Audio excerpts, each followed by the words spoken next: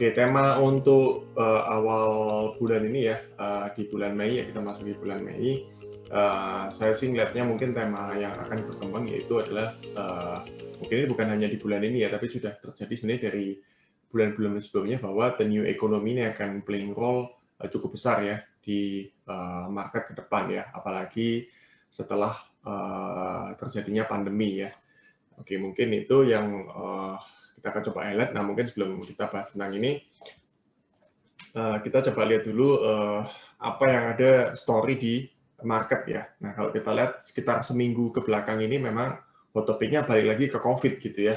Jadi COVID yang tadinya udah sebenarnya orang udah nggak terlalu fokus gitu ya.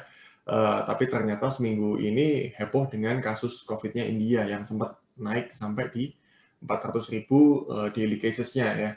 Jadi ini juga tertinggi bahkan menyalip daily cases-nya US yang memang kalau sekarang sih US sudah turun cukup signifikan ya. Sehingga ini juga mempengaruhi sentimen di mana sebelumnya itu negara-negara di Eropa itu sudah melakukan namanya partial lockdown ya dari bulan lalu. Ya bahkan sampai sekarang pun belum benar-benar sudah dilonggarin ya restriction-nya ya. Terutama yang masih tinggi itu di wilayah-wilayah seperti Jerman, Perancis. Nah, sekarang menyusul India dan juga Turki ya. Nah, itu yang cukup tinggi kasusnya selain juga di ini ya, South Amerika ini juga masih cukup relatif tinggi ya. Jadi warnanya yang semakin gelap ini artinya dia per populasi penduduknya itu tinggi ya. Nah, kalau yang warnanya agak muda ini memang bisa dibilang populasinya cukup rendah ya, termasuk kita lihat memang di Indonesia ini juga cukup rendah ya. Nah, kalau di Indonesia sendiri kasusnya sekarang udah maintain di sekitar 4.000 sampai 6.000 cases ya kalau kita lihat in daily-nya ya. Nah, cuman yang menjadi fokus juga adalah nanti setelah ini Lebaran ya. Jadi setelah Lebarannya akan dilihat nih apakah kasus ini naik ya, karena memang pemerintah juga sudah restrict ya untuk mudik itu dilarang. Tapi yang kita nggak tahu adalah apakah ya sebagian besar orang akan mematuhi hal tersebut gitu ya. Jadi ini akan membuat kondisi juga wait and see di sananya ya, karena meskipun yang India yang signifikan, tetapi kekhawatiran marketnya adalah karena ini sama-sama emerging market ya, dikonsider juga termasuk Indonesia ya. Oke. Kemudian kalau kita lihat dari vaksin, memang yang heading atau unggul itu ada di UK sama US ya. Wajar sekali karena UK ini kan punya produksi vaksin yang AstraZeneca gitu ya, itu ada di sana ya. Jadi dan populasinya juga nggak terlalu besar. Jadi memang dia saat ini unggul di sekitar 50% ya. Ini saya yang ambil hanya negara-negara besar ya. Ada negara-negara kecil yang memang udah lebih tinggi, tapi saya nggak masukin. Nah, kemudian United States itu di 44% ya, ini sampai di akhir atau awal bulan Mei ya, akhir April dan awal bulan Mei. Nah, kalau kita lihat itu yang sudah satu dosis seperti 44%. Nah, ekspektasinya kalau di Amerika itu di bulan September itu harapannya sudah mencapai herd immunity ya. Itu sekitar 80% penduduk itu sudah divaksin ya. Nah, cuman memang ini masih berubah-berubah karena kecepatan vaksinasinya juga memang nggak sustain ya. Dibanding sebelumnya ya. Ini ekspektasi. Nah, harapannya apa sih sebenarnya kalau dari sini? Harapannya kan salah satu produsen vaksin yang cukup besar itu di US ya. Dimana kalau US memang as per September ini sudah di di vaksin semuanya ya, harapannya ekspornya ini bisa jalan gitu ya ke negara-negara yang lainnya gitu ya. Itu mungkin ekspektasinya. Nah, kemudian kalau di Eropa, most likely kalau kita lihat di average-nya itu 21%. India meskipun jumlahnya besar, tapi secara total penduduk itu hanya sekitar 9%. Kalau China datanya nggak ada karena nggak dirilis di sini. Kemudian Indonesia sekitar 4,6% ya. Total seluruh dunia itu 7,8. Jadi memang kelihatan Indonesia juga masih cukup rendah sih progres vaksinnya ya. Oke, kemudian kalau lihat di supply, nah memang meskipun tadi Indonesia kita bilang rendah, tapi untungnya supply-nya ini masih cukup baik ya dibanding negara-negara yang lainnya ini. Jadi memang Indonesia ini komitmen vaksinnya terutama yang dari China itu cukup besar ya, cukup mendominasi ya. Dari Sinovac ini dosisnya cukup banyak yang sudah di-booking gitu ya. Sehingga kalau memang ini terdeliver semua ya, dari Sinovac, Astra, kemudian yang terbaru juga nanti akan ada dari Novavax ya. Kemudian yang lainnya juga kemarin akan digunakan untuk vaksin gotong royong juga ada beberapa. Nah, itu kurang lebih 47% yang sudah diamankan ya. Meskipun tadi kalau lihat dari apa yang sudah divaksin itu baru 4%, tapi sebenarnya stok vaksinnya cukup lumayan banyak ya. Nah, harapannya kalau ini nanti bisa support ke kita punya kecepatan vaksin lagi lah yang sempat terhambat juga. Oke, jadi itu dari sisi suplai vaksin. Nah, mungkin sekarang kita lihat ke US ekonomi ya, karena sekarang memang US ekonomi yang jadi sentral utama market ya. Kalau kita lihat ya dibanding market-market yang lainnya, karena ya satu-satunya market yang membukukan pertumbuhan ekonomi yang cukup bagus selain China ya, itu memang US ini ya. Dan memang kelihatan dari data GDP yang sudah dirilis kemarin itu angkanya di 6,4% year on year ya, di Q on Q, kuartalan ya, itu sudah dirilis. Dan memang ekspektasinya nanti kuartal 2 ini juga akan naik lagi ke 8,1% ya. Dan ada beberapa institusi yang even proyek itu lebih tinggi daripada ini ya, hingga sampai 10% ya. Jadi memang dengan kondisi seperti ini sangat membuat memang US itu kelihatan jadi strong banget ya. Dan investor jadi fokusnya ke arah sini gitu ya. Nah, kemudian yang selain itu kan juga dari hasil Fed meeting terakhir itu menunjukkan bahwa memang tidak ada indikasi bahwa ingin menaikkan suku bunga ya di US dan akan tetap mempertahankan pembelian bond ya atau quantitative easing-nya itu hingga ada yang bilang 2022, ada yang bilang 2023 ya. Itu juga 2022-nya ini ke akhir ya, akhir 2022. Jadi itu statement-nya. Nah, cuman memang statement terbaru yang semalam itu sempat ada keluar dari Menteri Keuangannya si Janet Yellen ya, yang mengatakan bahwa mungkin pemerintah Amerika itu butuh menaikkan suku bunga ya, butuh menaikkan suku bunganya karena dilihat ada yang disampaikan adalah supaya menghindari overheating ekonomi ya, ekonomi yang tumbuh terlalu tinggi ya. Ya kita bilang di yang tadi sini ya, kuartal 2 ini kalau tumbuhnya terlalu tinggi, ada kekhawatiran memang inflasinya akan mengikuti. Nah ini proyeksi inflasinya di kuartal 2 itu ada di 3,2% ya. Nah ini otomatis kan sedikit di atas target The Fed. Kalau The Fed itu rata-ratanya diekspektasinya di 2%. Nah, cuman The Fed itu sendiri bilang, ya meskipun kuartal 2 naiknya tinggi itu dianggap tempor, ya memang betul ya tempor, karena ekspektasi ke depannya ini akan kembali turun lagi di kisaran 2%, sehingga The Fed merasa kalau cuma satu kuartal ini itu akan dilepas gitu ya, akan diabaikan gitu ya untuk proyeksi inflasi tersebut yang dilihat rata-ratanya. Jadi ini memang masih pro dan kontra, cuman Yellen juga bilang dia tidak akan mengintervensi independensi dari The Fed ya. Itu story yang baru kemarin, sehingga kemarin volatility itu sempat agak naik ya di malam hari. Nah, kemudian yield obligasi sendiri itu stable, yang di US itu ini posisi positifnya itu di sini ya. Karena dengan yield obligasi yang stable, itu membuat currency juga tidak terlalu menguat, terutama di currency dolar ya. Sekarang ada di range 1,5, 1,7, pagi ini udah sempat agak turun di sekitar 1,59 ya. Nah, ini data terakhirnya itu di 1,62 yang akhir bulan April. Nah, ini kan kita lihat ya sempat di akhir April itu sempat naik ya, indeks dolar indeks naik ke 93 dan yield obligasi 1,74, kemudian belakangan sudah stable kurang lebih sekitar 1,6%-an, yang dolar indeksnya juga udah turun. Nah, ini sisi positifnya adalah membuat investor mulai bisa melirik ke aset di luar US ya, meskipun porsinya belum bisa terlalu besar karena yang di sini ya, masalah dari pertumbuhan ekonomi yang cukup strong di US. Itu yang kita bisa perhatikan. Nah, kemudian Indonesia sendiri gimana? Indonesia sih memang ada tantangannya, yaitu recovery-nya ini berjalan lebih lambat daripada prediksi sebelumnya. Ya, lebih lambatnya karena apa? Ya, satu, kecepatan vaksinnya turun. Kemudian ada pengetatan yang masih berkepanjangan ya, kita tahu PPKM jalan terus, dan mudik juga dilarang, Lebaran juga diketatin ya. Ini sedikit banyak kan mempengaruhi dari sisi penjualan retail terutama di bulan Mei ini kan ya. Ya sebenarnya April Mei karena kan bisa juga dilakukan sebelumnya ya. Meskipun tingkat kepercayaan konsumsinya udah naik ya, di Indonesia tuh naik ke 93,4 ya, ini udah membaik daripada bulan Januari dan Februari. Tetapi belum masuk ke atas 100. Kalau di atas 100 ini artinya konsumsinya itu confidence sekali. Jadi ini masih belum fully recovery di sini. yang bagus itu di PMI-nya, di manufacturing-nya, itu sudah di 54, ini tertinggi. Ya udah dari mungkin beberapa tahun ke belakang itu udah tertinggi ya angkanya, itu di 54,6, artinya manufacturing udah bagus ya, sudah kembali, bisa dibilang ya kembali normal ya, bahkan mungkin sudah mulai ekspansif ya, permintaan sudah mulai tinggi. Oke, itu yang kita lihat. Kemudian dari sisi inflasi masih maintain di bawah 2%, ya meskipun nanti target dari beberapa lembaga survei, nah ini yang salah satu yang kita ambil dari ADB, itu melihat inflasi akan naik ya di tahun 2021 di atas 2% ke 2,4 dan di tahun 2022 di 2,8 ya.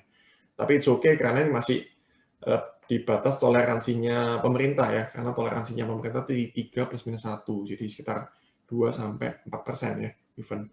Jadi itu masih cukup bagus. Nah, mungkin yang direvisi turun itu GDP, tadi yang saya sampaikan itu dari ADB itu merevisi dari angka 5% ke 4,5. Ya, jadi agak turun di sininya ya. Kemudian trade balance-nya itu udah surplus 11 bulan, ini juga pertanda bagus karena dengan surplusnya trade balance-nya artinya kan ekspornya lebih tinggi daripada import dan bisa dibilang ya itu menekan current account defisit kita ya, yang ekspektasinya juga masih minus 0,8% dari GDP ya, tapi at least sudah nggak seperti dulu yang biasanya hampir mendekati 3%. Oke, itu kira-kira pandangan ekonomi saat ini ya. Oke, kemudian, nah ini mungkin kita perlu lihat ya. Nah, kita bisa dibilang akan ada perubahan cukup banyak yang memang di tahun ini tuh bahwa the new economy ini yang akan menjadi lebih faktor dominan di pergerakan market ya.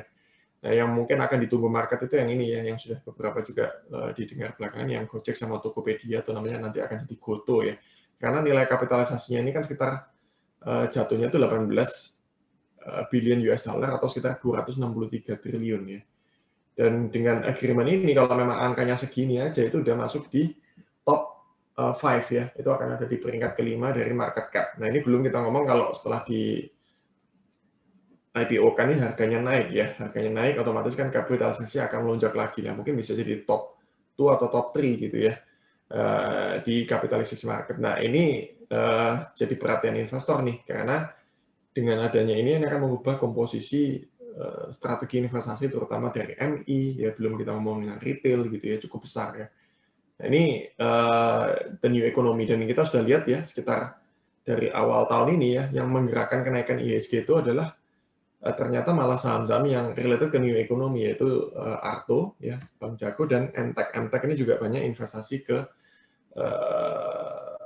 sektor-sektor yang berhubungan dengan teknologi ya, termasuk dia kan holdingnya di Bukalapak, kemudian ada juga di beberapa, yang terakhir dia juga sempat beli perusahaan rumah sakit yang akan dijadikan digital ya. Jadi memang story-nya cukup banyak perubahan ya, nanti akan ada di kapitalisasi market dengan story ini, dan investor tampaknya juga wait and see dengan hal ini gitu ya. Jadi yang mungkin pegang cash akan nunggu ini gitu ya, dibandingkan dengan membeli yang existing di dalamnya. Nah ini mungkin yang perlu kita lihat ya di the new economy efeknya.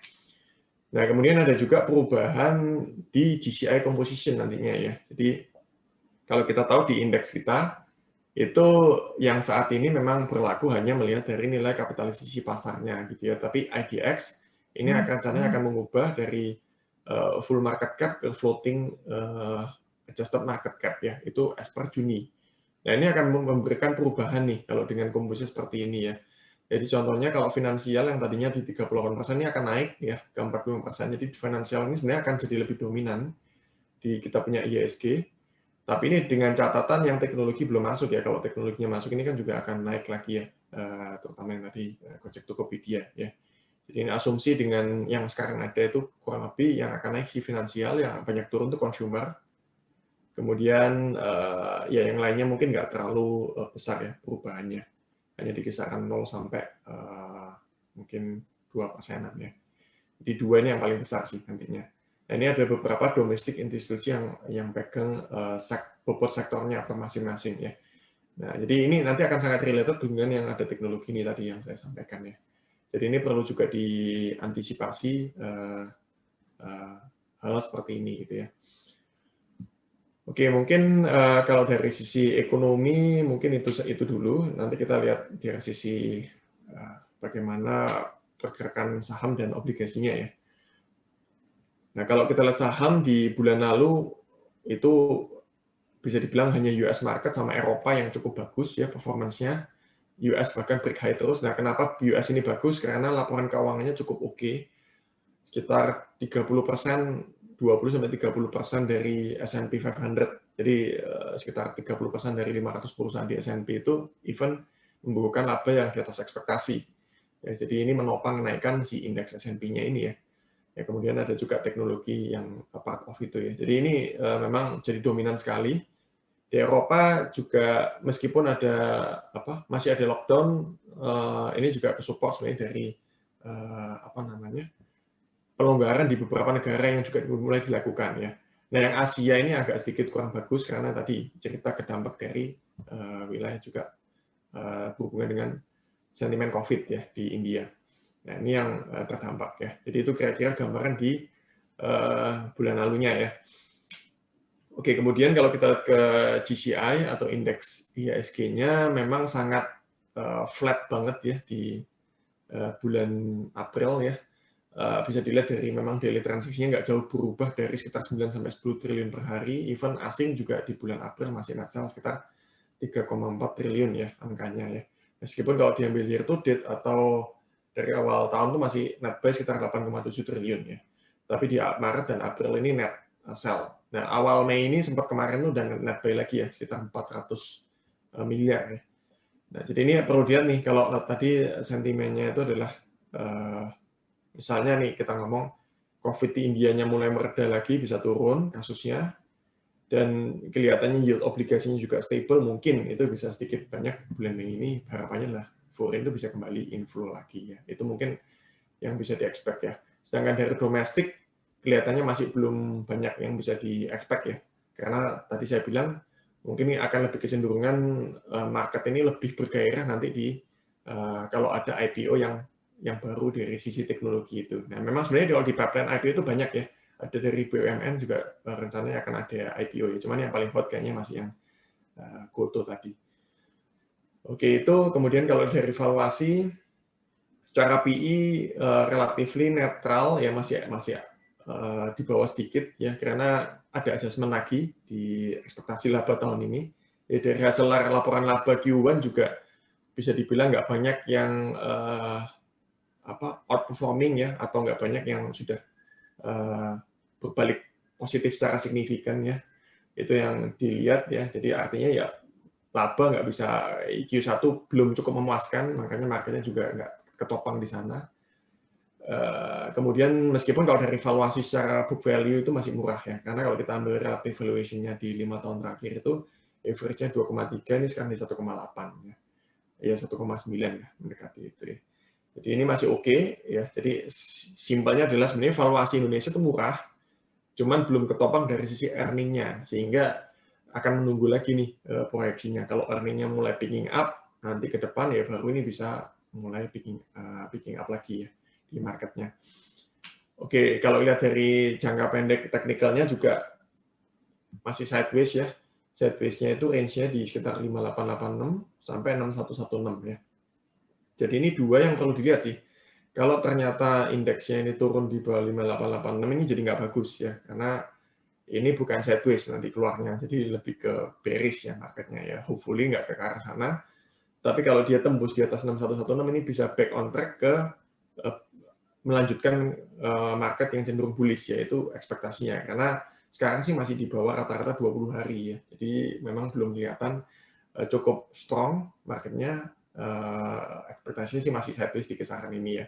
Nah, tetapi sisi positifnya secara momentum itu ada namanya divergence di technical itu, di mana divergence ini artinya harganya ini kan lebih tinggi nih, dari sini ke sini kan lebih tinggi, tetapi momentumnya itu malah lebih rendah. Jadi ini artinya ada ketidakselarasan antara momentum dan harga ya, sehingga ekspektasinya kalau seperti ini namanya bullish divergence ya, artinya ada kecenderungan mungkin market ini bisa cenderung lebih naiknya daripada kembali turunnya gitu ya, yang bisa dilihat ya. Jadi itu ekspektasinya meskipun kalaupun naik ya kayaknya masih dalam rentang resistance sampai di sini, nanti baru dilihat lagi ya. Setelah ini tembus ya berarti marketnya lebih kuat. Oke, mungkin itu kira-kira dari review technical di GCI. Nah, dari sisi performance di bulan Mei, memang Mei ini bukan bulan yang cukup bagus buat equity market Indonesia. Kita lihat rata-ratanya juga masih minus atau cenderung mungkin naik, kalau naiknya nggak banyak ya. Jadi memang mungkin bisa diekspektasi di bulan Mei ini kayaknya ada kecenderungan tidak banyak pergerakan lah di bursa kita gitu ya. Itu yang mungkin bisa diekspektasi, meskipun 60% itu masih positif, meskipun positifnya nggak terlalu besar ya. Oke, itu kira-kira gambaran untuk equity domestik. Kemudian kalau untuk obligasi kita di rupiah dan US dollar, kalau yang rupiah itu kita ambil dari Pindo Index sebulan lalu tuh positif 1,76% ya di indeks obligasi, meskipun dari awal tahun masih minus 0,66% ya. Tapi kalau kita lihat memang di obligasi ini ada sisi positif, yaitu meskipun kemarin obligasi ini kan yieldnya sempat naik ya, sampai di sekitar 6,7%, 6,67, 6,7% di akhir April, di akhir Maret, dan di bulan April itu turun lagi di 6,4% ya, sampai sekarang di sekitar 6,4, 6,5 yang untuk 10 tahun rupiah. Itu CDS-nya masih stabil lah, bisa dibilang ya 70-80 ya, artinya nggak ada tekanan dari ketidakpercayaan terhadap Indonesia, tapi lebih datang dari karena yield obligasi US saja yang naik ya, sehingga kalau yield obligasinya stable atau udah turun ya otomatis ini akan ikut turun, dan ini terbukti gitu ya. Nah, kalau yang obligasi US malah flat ya, dari akhir Maret ke akhir April itu nggak banyak bergerak, dari 2,25% ya yang ada di sini. Oke, nah itu kira-kira gambaran mengenai pergerakan obligasi. Nah, kemarin sudah ada beberapa lembaga rating yang menyatakan tidak ada perubahan outlook dari Indonesia ya, dari S&P, Fitch juga sama, ya nggak ada perubahan, tapi memang juga belum ada perubahan kenaikan ataupun ya penurunan juga nggak ada ya. Jadi hanya tidak berubah saja outlook-nya. Itu sudah bagus ya, karena banyak negara lain yang diturunkan sebenarnya di tahun ini. Oke, kemudian kalau kita dari flow asing di obligasi itu April net buy sekitar 11 triliun, ya kurang lebih sama dengan Januari tahun ini. Tapi karena Februari Maretnya keluaran cukup banyak, memang catatannya masih net sell sekitar 11 triliun di IDR bond ya. Cuman sekali lagi selama nanti yield obligasi stable dan itu akan membuat sebenarnya flow ini masih cukup atraktif sih, menurut saya sih masuk di Indonesia, karena yield-nya kita tuh masih tertinggi ya dibanding negara-negara lainnya. Dan komposisinya itu asing hanya 23%, harusnya kalau normal itu sekitar 30% ya. Jadi at the end sih menurut saya sih asing akan kembali lagi ke posisi ke sini sih ke depannya ya. Cuman memang kapannya ini yang masih akan lebih makan waktu, terutama dari sisi karena US sekarang juga masih menarik kan, kurang lebih gitu. Yang pegang kepemilikan paling besar masih di domestik dan BI ya, yang 23%, naik dari sebelumnya 15%. Nah, untuk yang rupiah masih menarik nggak obligasinya? Secara valuasi, kita lihat dari sisi 3 cara valuasi, yaitu dari sisi terhadap inflasi, yield obligasi rupiah terhadap inflasi itu masih ada diskon ya, sekitar 0,82%, terhadap suku bunga BI rate, BI repo rate 0,6% diskonnya, tapi kalau dibanding obligasi US itu malah sudah nggak ada diskon, malah agak lebih mahal ya, sekitar 0,38% ya. Jadi kalau dilihat di sini artinya ya masih cukup menarik, tapi karena ada satu yang nggak terlalu murah gitu ya, kita bilang ya netral-netral aja gitu ya. Jadi memang untuk obligasi ini ada beberapa pandangan yang melihat mungkin masih bisa menguat ya, karena di sininya masih menunjukkan ruang tersebut gitu ya. Tapi kalau kita sendiri ngelihatnya netral ya, artinya netral ini kalaupun menguat mungkin nggak akan terlalu signifikan sampai turun di bawah 6% lagi, mungkin hanya di kisaran 6,25 ya. Itu potensi penguatannya dari sekarang sekitar 6,4 ya. Tapi at least kita harapannya adalah netral. Netral artinya di level sekarang itu udah stable lah untuk sementara waktu ya, nggak akan terlalu melemah juga sih. Itu harapannya di obligasi rupiah. Jadi lebih dari sisi nyari kupon sih untuk tahun ini. Oke, kalau dari sisi yang US dollar, yang Indon atau suku US dollar, itu kayaknya harganya masih premium ya. Eh, Secara spread itu masih lebih mahal 0,78% dibanding kita lihat di obligasi US yang 10 tahun ya. Yang 3 tahun juga sama, itu masih lebih mahal 0,45. Tapi karena lebih mahalnya lebih kecil gitu ya, mungkin kita lebih consider hanya di durasi yang lebih pendek ya, di obligasi yang US dollar bond. Oke, jadi kesimpulannya untuk pasar saham kami melihat memang masih membutuhkan katalis ya, terutama terkait COVID dan juga wacana IPO dari Gojek dan Tokopedia. Kemudian dari obligasi, kami melihat bahwa investor asing mulai kembali melakukan akumulasi ya, sehingga sebenarnya peluang di reksadana pendapat tetap untuk kembali naik itu masih cukup terbuka, meskipun mungkin tidak bisa setinggi di tahun lalu. Oke, mungkin itu saja update dari saya. Sampai jumpa di update berikutnya. Salam Modwit.